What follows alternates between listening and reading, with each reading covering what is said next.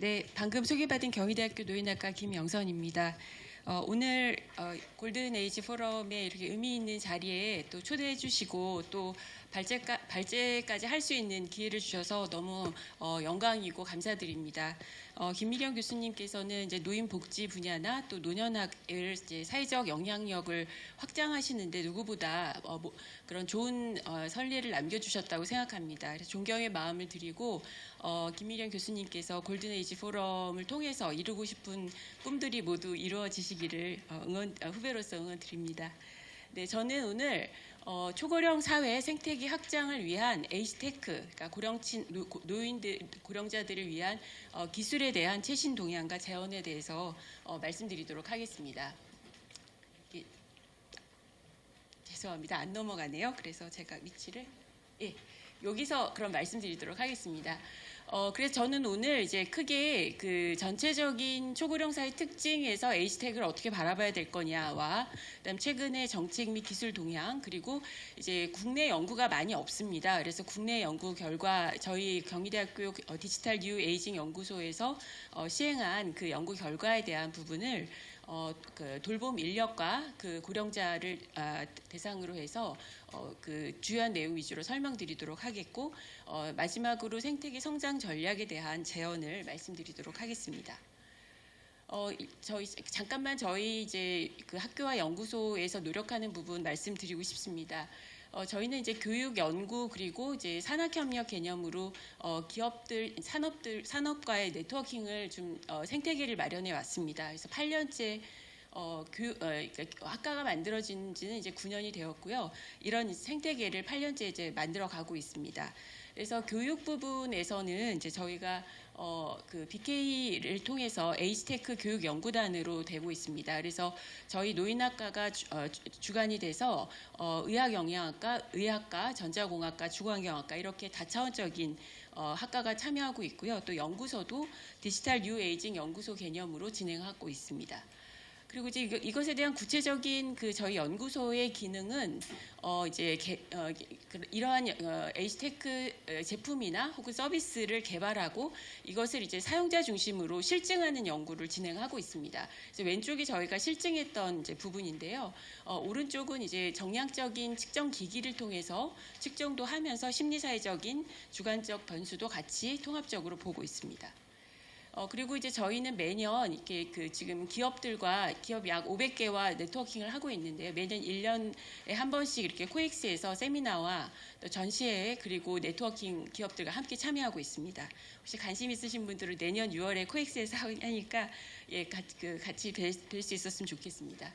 이렇게 이제 저희 이제 그 대학원에서는 제 연구소장을 맡고 있고 BK 교육연구단장을 맡고 있는데요. 이제 우리 노인의 문제는 어느 하나에서만 솔루션을 찾을 수는 없고 통합적인 접근이 필요하기 때문에 이런 생태계를 마련하는 것이고 거기에서 이제 우리가 그동안 캐시 정책, 현금 정책이나 서비스 정책에 대한 부분이 많이 있었는데 거기에 이제 미충족된 수요가 뭐냐라고 하는 측면에서 저는 이제 에이지테크 고령친화 기술이라고 한 측면을 오늘 말씀드리려고 합니다. 자세한 내용은 다 말씀드릴 시간이 없을 것 같아서 그 자료를 충실히 작성을 했으니까 참고해 주시고 저는 이제 주요한 내용 위주로 말씀드리도록 하겠습니다. 첫 번째는 이 그림이 가장 중요한 그림이 될 것 같습니다. 그러니까 우리 지금 보라색 색깔이 지금 우리나라이고요. 빨간색이 일본이고 파란색이 유럽입니다. 세계적으로 지금 초고령 국가에 도달한 나라는 일본 그리고 유럽인데요. 이제 그것보다 더 중요하게 보고 싶은 거는 그때 20% 지금 현재 2023년에서 25년 사이인 지금 우리 현재와 같은 이 시기가 일본과 유럽은 언제였나라고 봤더니 일본은 2005년 그리고 유럽은 평균적으로는 2018년 독일 등은 2008년이니까 20년 내지 15년 10년 앞서서 이러한 문제를 고민을 했던 거죠. 그래서 그런 상황에서 봤을 때 공통적으로 했던 일은 여기 빨간색, 파란색으로 되어 있는 그 정책입니다. 정책 및 산업의 생태계를 만들어 갔던 건데 일본은 기본적으로는 사람이 부족할 거다라고 하는 생각 때문에 로봇을 만들기 시작했어요. 근데 로봇만 만드는 것으로 끝나는 게 아니라 개호보험에서 그 로봇을 수가를 적용하는 등의 정책을 같이 계속 매핑해서 갔습니다. 우리가 이걸 R&D로 보면은 이것을 이제 그 중개 연구라고 합니다. 왜냐하면 신약을 만들었는데 이 신약의 약이 사람한테 효과적이고 안전한지를 계속 검증해가는 과정을 거쳐야 이제 우리가 약이 시판되잖아요. 마찬가지로 우리가 사람에게 직접 서비스를 제공하는 이러한 사람과 함께 소통하는 협동 로봇이라고 하는데, 이 부분을 어떻게 우리가 실증을 해나갈 거냐에 따라서 이 로봇은 인간에게 도움을 줄 수도 있고 아닐 수도 있는 상황이기 때문에 이러한 정책과의 패키지가 굉장히 중요했던 지점이 되겠습니다.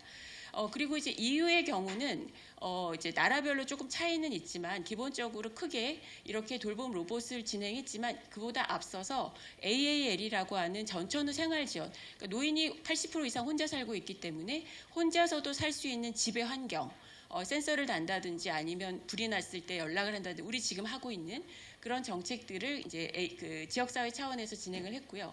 그리고 이제 그것을 호라이즌 2020이라는 R&D에다가 크게 반영한 지점이 굉장히 큰 차이점입니다. 근데 저는 여기서 R&D를 중요하게 말씀드리는 건 아니고요. 우리가 이렇게 새로운 수요에 대해서 국가 차원에서의 전략적 투자를 그 펀더멘털 자체의 변화를 갖고 왔다라고 하는 측면입니다. 반면 우리나라의 경우는 지금 여기 점선으로 되어 있는 부분인데요. 돌봄 로봇을 2019년부터 일부 만들었어요. 그리고 독거노인 응급안전 안심 서비스를 그 30만 가구를 보급을 하고 있습니다. B&R&D 사업으로. 그리고 치매 R&D를 9년 동안 약 2천억 정도의 R&D를 투자하고 있습니다. 그렇지만 그 부분은 굉장히 그 점처럼 미미한 상황인 거고, 전반적인 생태계를 만들어가는 데 있어서는 아직은 부족하다. 그래서 오늘 제목인 초고령 사회 무엇을 어떻게 준비할 것이냐의 상황에서 이 무엇을이라고 하는 거는 새로운 수요, 그리고 우리가 변화하는 이런 정책 산업 환경에서 우리 이제 초고령 사회의 문제는 이러한 그 새로운 그 대응이 필요하다라고 하는 그 무엇은 정해진 거고, 그다음에 어떻게 부분을 이제 우리가 그 속도를 조절하고 방법을 조절하는 그런 형태로 계속해서 사회적 합의가 이루어져야 될 것으로 생각합니다. 결론적으로는 이렇게 초고령 국가에 도달하는 시점에서는 대부분의 거의 모든 나라는 이런 전략적 국가 투자가 이루어졌다라고 하는 것이 메시지이기 때문에 앞으로도 이런 부분이 강조돼야 될 것 같습니다. 그런데 이제 아쉽게도 이번에 이제 우리가 R&D에 대한 부분이 굉장히 깎였어요. 그런데 복지부 예산은 많이 늘었습니다. 그렇지만 그 자체가 굉장히 점으로 되어 있어서 아직은 이런 큰 변화가 있지는 않고, 다만 이제 뒤에서도 말씀드리겠지만 지금 그 전반적인 노인을 위한 R&D가 예타 과제로 진행이 되고 있다는 점 말씀드립니다. 그래서 이제 저는 우리나라가 이 에이스택을 고려해야 되는 지점을 좀 살펴보면은요. 지금 이제 오른쪽의 상황을 보시면 이 주황색이 85세 이상 전체적인 노인인 것이고, 그래서 우리는 이제 80세 이상의 초고령 노인이 증가되는 측면 특징 하나, 그리고 파란색은 베이비붐 세대의 지금 오늘 얘기하는 골든에이지 그룹이 되겠습니다. 그런데 이 그룹이 베이비붐 세대가 모두 도달하는 2028년이 되면 전체 노인의 56%에 해당합니다. 이것은 후배 노인이 선배 노인보다 더 많아지는 상황을 얘기를 하는 건데, 이제 우리는 이런 그 대응을 초고령 노인뿐만 아니라 액티브 에이징, 골든 에이지에 해당하는 고령자들이 혼자서도 지낼 수 있는 환경의 측면에서 이제 어떤 그 정책 산업, 그리고 이제 이러한 새로운 기술이 만들어져야 될 거냐, 이런 이제 내용을 우리가 볼 수 있겠고요. 그다음에 중요한 특징은 우리나라가 세계에서 6번째로 기대 수명이 높은 나라입니다. 대단한 상황인데요. 문제는 이제 기대 수명과 건강 수명의 격차가 굉장히 크다는 겁니다. 우리가 9988-234는 99세까지 팔팔하게 사시다가 2, 3일 만에 2, 3일 만에, 이게 건강수명과 기대수명의 차이거든요. 그런데 지금 우리나라는 돌아가시는 연령은 85세지만 건강수명은 73세 정도, 그러니까 10살 이상이나 차이가 있는 겁니다. 그래서 올해는 사시지만 그 사이에 굉장히 아프고 병원에 입원하시고 하는 기간이 길어지는 문제가 있다라고 하는 건데, 이 문제를 어떻게 극복할 거냐가 중요한 이슈가 되고요. 두 번째, 우리가 이제 이 기술을 논의하는 이유는 우리나라가 노인 돌봄 인력이 OECD 국가에서 제일 부족한 나라가 된다고 예측하고 있습니다. 이건 이제 OECD 리포트인데요. 맨 왼쪽에 빨간색으로 표시되어 있는 게 우리나라입니다. 생산성을 높여도 부족하고 생산성을 안 높여는 당연히 부족한 이런 상황이 이제 되겠습니다. 그래서 우리는 이 생산성을 어떻게 높일 거냐. 그러니까 지금 현재 2.1분의 요양보호사분이 2.3명의 노인을 돌보시는 것을 이제 4명까지 혹은 그 이상까지, 물론 이제 서비스 질을 높이는 그런 측면들이 같이 되는 그런 상황이 있으면서 이 문제의 생산성과 또 서비스 질을 높이는 문제까지 같이 이루어진다라고 볼 수 있겠습니다. 근데 이렇게 이제 우리하고 비슷한 그 초고령 국가를 겪은 나라들은 이 문제를 같이 고민하면서 아래 보시는 대로 인력 부족 문제가 분명히 나타날 거다. 근데 이 문제를 어떻게 해결할 거냐라고 본다면 첫 번째 박스에 해당하는 기술 혁신을 통해서 도움을 받을 거다라고 하는 내용을 이제 강조해주고 있었습니다. 근데 이제 이런 얘기를 할 때 이제 우려를 얘기하시는 것이 우리나라 노인분들은 노인 빈곤율이 너무 높아서 이러한 새로운 수요에 대해서 구매력이 없을 것이다라고 말씀하시는데요. 그 부분은 이제 연령대별로 차이가 있어야 된다고 생각합니다. 현재 우리가 75세 혹은 80세 이상의 노인 빈곤율이 높은 세대들에 대해서는 국가의 책임 우선적으로 돼야 된다고 생각하고요. 베이비붐 세대와 같은 이제 자산이나 소득에 대한 부분이 커지시는 부분은 이러한 이제 구매력을 가지신 분들은 직접적인 국가의 지원보다는 정보를 드리고 그거에 맞는 그 초개인화에 해당하는 서비스를 제공하는 것이 더 맞다라고 하는 그런 차별화된 내용입니다. 그래서 이것은 통계청 자료인데요. 우리나라 노인분들이 이미 60세 이상의 고령자분들이 식품이나 통신비, 의료비, 교육비, 주거비 순으로 굉장히 많은 돈을 쓰고 계세요. 소비를 하고 계세요. 이런 측면에서 새로운 수요에 대한 앞으로의 변화에 긍정적인 지출 구매력을 예상할 수 있다는 거고요. 이거는 이제 해외 상황은 어떤지를 살펴보게 된다면 아시아 상황이 왼쪽이고 오른쪽이 세계 시장인데 아시아 시장에서 우리나라가 두 번째에 해당합니다. 이 부분이 이제 역시 지금 우리가 봤던 식품, 주거, 여가, 교통, 이동, 그리고 건강 이런 이슈가 삶의 질에 기여할 수 있는 기술적인 도메인이 된다라고 보고 있습니다. 그래서 이런 측면에서 이제 에이지텍이 굉장히 중요한 이슈가 되고 있는데요. 이것에 대해서 이제 최근에 어떤 이제 내용들인지 간단하게 주요 내용만 살펴보겠습니다. 에이지텍이라고 하는 거는 용어가 아직 통일되어 있지는 않습니다. 우리말로는 고령 친화 기술 혹은 복지 기술이라고 부릅니다. 그런데 저는 고령자를 위한 부분에 대해서는 명확하게 고령 친화 기술 혹은 고령자를 위한 기술이라는 표현을 쓰고 싶어서 그렇게 고령 친화 기술이라는 말씀으로 정리를 하고요. 그다음에 영어로는 이제 우리가 제론 테크놀로지라고 해서 학회도 있고 우리 세계 노년학회 산하에 있는데 최근에는 에이지텍이라고 하는 표현을 더 많이 쓰는 이제 추세이긴 합니다. 왜냐하면은 연령을 중립적으로 쓰고자 하는 측면이 있기 때문에 에이지텍이라고 하는 표현을 쓰고 있어서 저희는 저희 BK 연구단에선 이 용어를 채택하게 되었습니다. 근데 이제 중요한 건 뭐냐면 이 에이지텍의 범주가 제품뿐만 아니라 서비스까지 확장된다는 것이고 그 다음에 이제 현재 고령자뿐만 아니라 미래의 고령자까지 같이 포함이 된다라는 내용입니다. 왜냐하면은 우리나라의 중년층들이 1인 가구 중년층들, 기러기 가구의 아버지 가장들이나 이런 분들이 자살에 대한 생각이 다른 연령대에 비해서 4배나 높거든요. 그럼 그분들에 대한 우울감이나 고독감에 대한 관리가 잘 돼야 고령사회에 가서의 건강성이 유지가 되기 때문에 이런 이제 필요한 부분은 연령을 낮추어서라도 중년층부터 보호하는 게 필요하다라는 말씀을 드리고 싶습니다.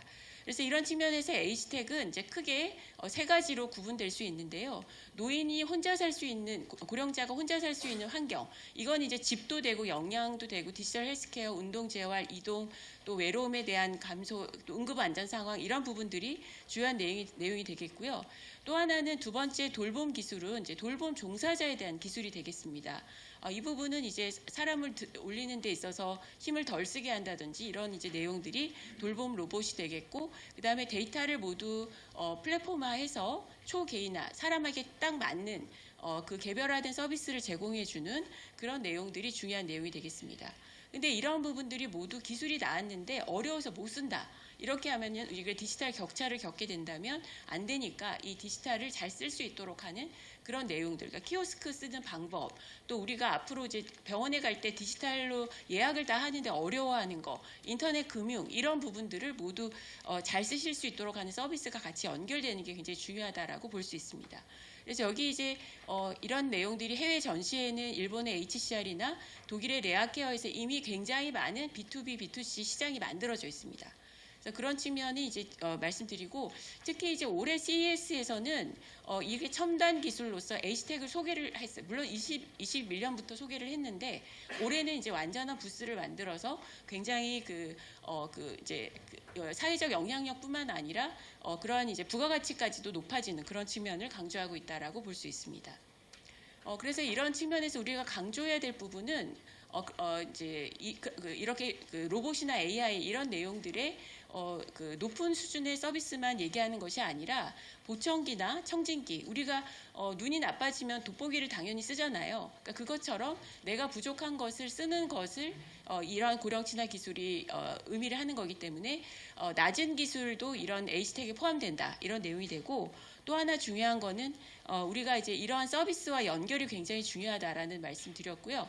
그 다음에 이제 이것이 일자리를 뺏는 것이 아니다. 저희가 사회서비스원이나 이런 곳에 이제 지역에 가서 강의를 해보면 이런 기술 때문에 내 자리가 없어지는 게 아니냐라는 우려를 표명하시는데, 이것은 절대 대체가 될 수는 없는 거고 사람이 휴먼 서비스를 더 잘할 수 있도록 하는 그런 목적이다라고 이해해 주시면 좋겠습니다.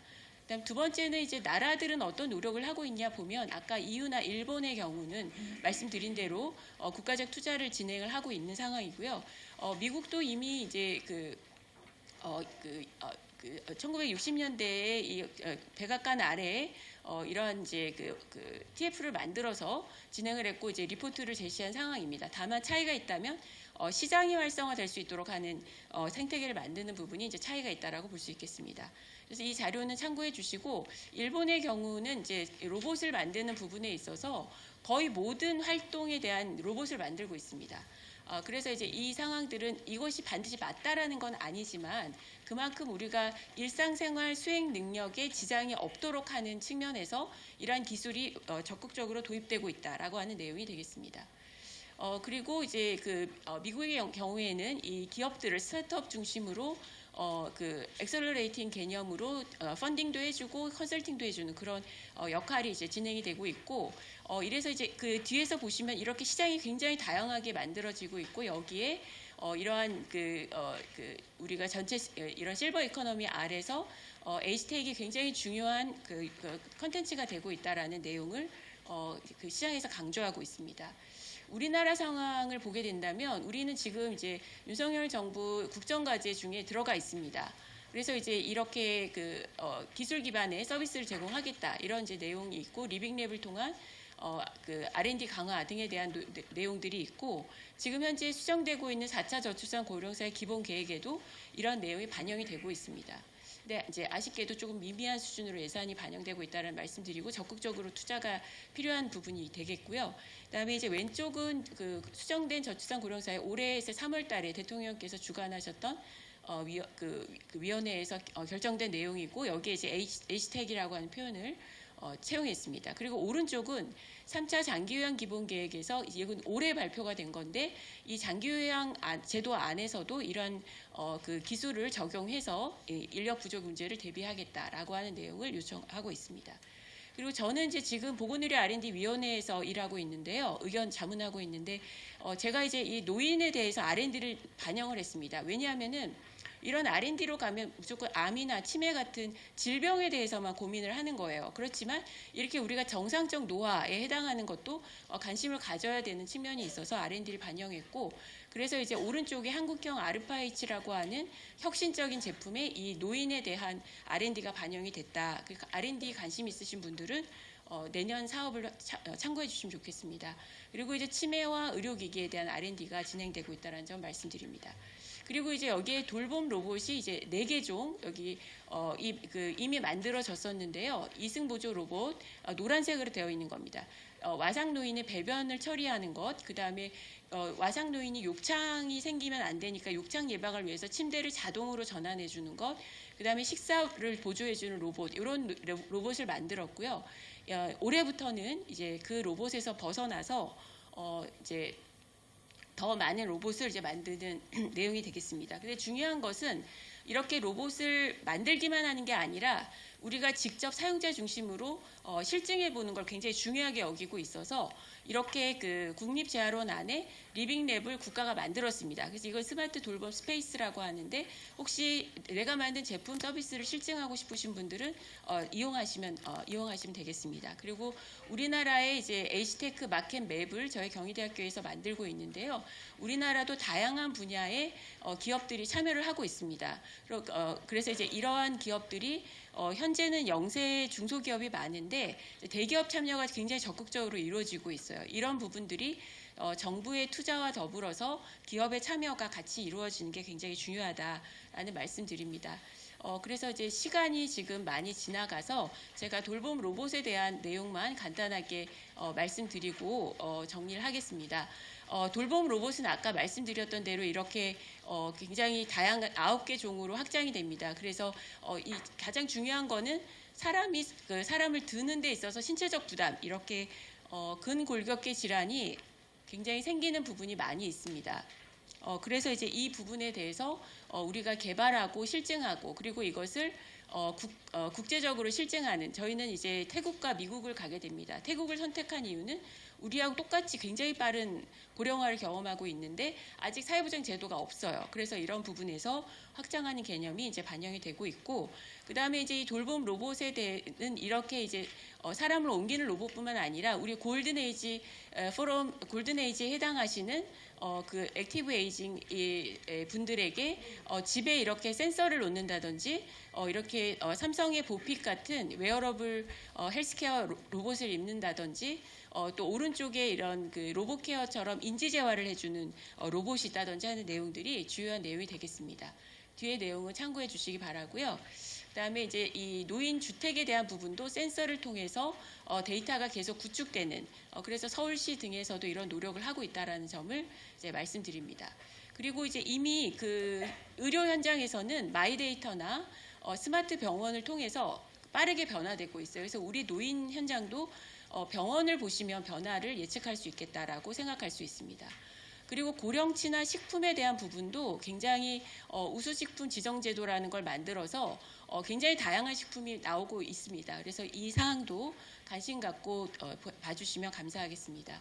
그리고 이제 효과성에 대한 부분을 저희 이제 경희대학교 디지털 뉴에이징 연구소에서 다양한 연구를 통해서 진행했던 것의 결과만 잠깐 말씀드리면, 결과적으로 우리는 노인 돌봄에 대한 문제, 여기서 어떻게에 대한 초고령 사회에 어떻게에 대한 부분이 이제 여기서 이제 논의가 앞으로 돼야 될 것 같습니다.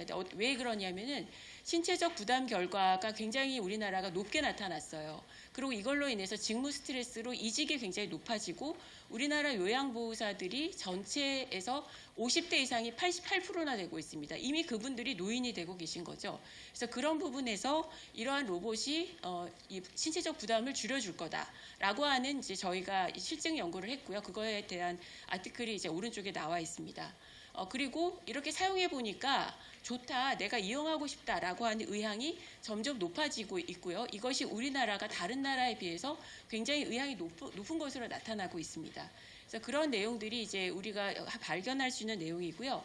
이제 마지막으로 이러한 기술은 노인의 삶에 어떻게 영향을 미쳤냐라고 본다면 아직 연구가 더 많이 돼야 되긴 하겠지만 현재까지의 연구에서는 이런 주관적 건강이 좋아지고 인지 기능이 좋아지고 또 우울감이나 사회적 소외감이 줄어드는 것은 분명히 기여를 했다라고 하는 것이 우리 연구 결과로 나와 있습니다.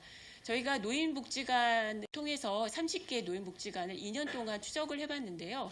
이렇게 그 디지털 기회를 통해서 돌봄 공백을 해결했을 때 고립감이 감소되고 또 노쇠도 감소되고 또 반면 기술 활용 능력은 굉장히 좋아지시고 기술 불안이 감소되시는 효과가 있었다는 겁니다.